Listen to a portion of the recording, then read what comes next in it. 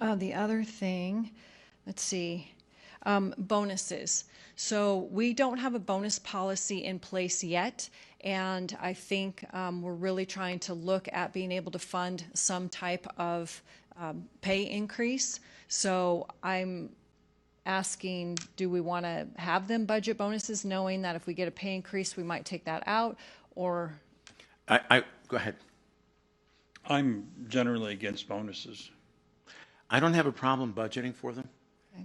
but I don't think people should take that to mean that we're going to provide them, because again, it's going to depend on what the legislature ultimately decides, what that does to our wage increase and our matrix, and then we go from there. So I think to your original point, I'm fine.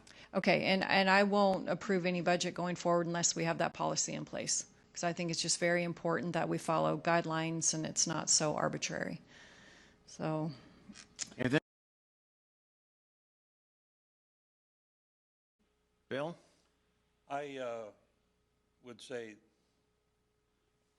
what I see, and I see it up close, is a unique situation in the Board of Commissioners office. We've got a few people who do administrative work, and when one or two, and at one point 3 of them were out with COVID, someone has to pick up all the slack.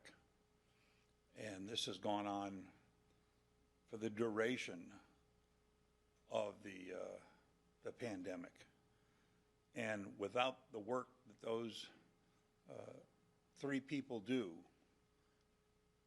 and not only exceptional, above and beyond, everybody's above and beyond, but when there's work that is absolutely critical, everything we do that would fall by the wayside if not done, and these people are willing to do it without regard to hours or compensation or anything else, I can justify the bonuses.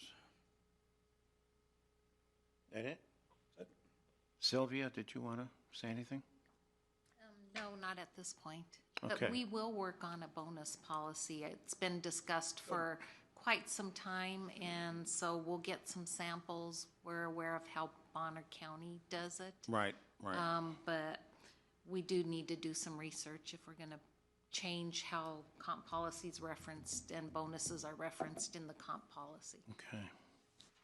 So let me try and address some of the points that have been made by Leslie and Clerk Brannon. And I'd be remiss if I didn't bring this up. A couple of years ago, there was a very sizable bonus sum that was given.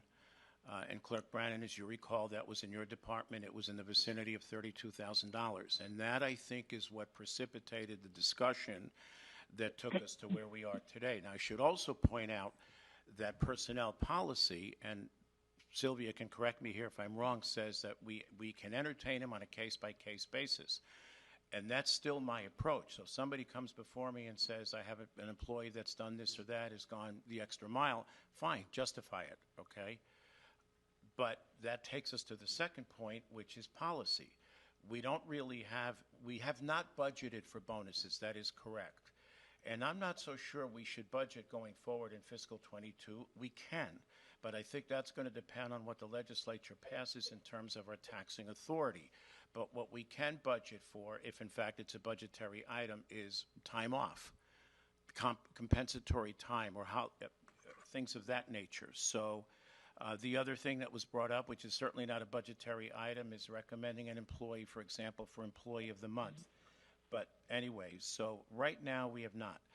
To the question of the budget itself, we actually do have the dollars, not entirely in the A budget, but the way we're tracking right now, we are probably going to underspend the B budget.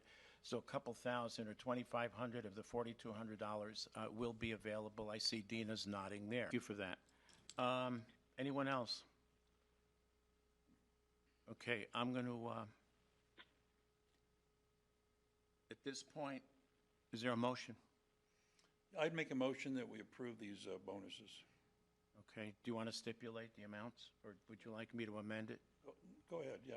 1 at $1,500 and 2 at $1,000 apiece.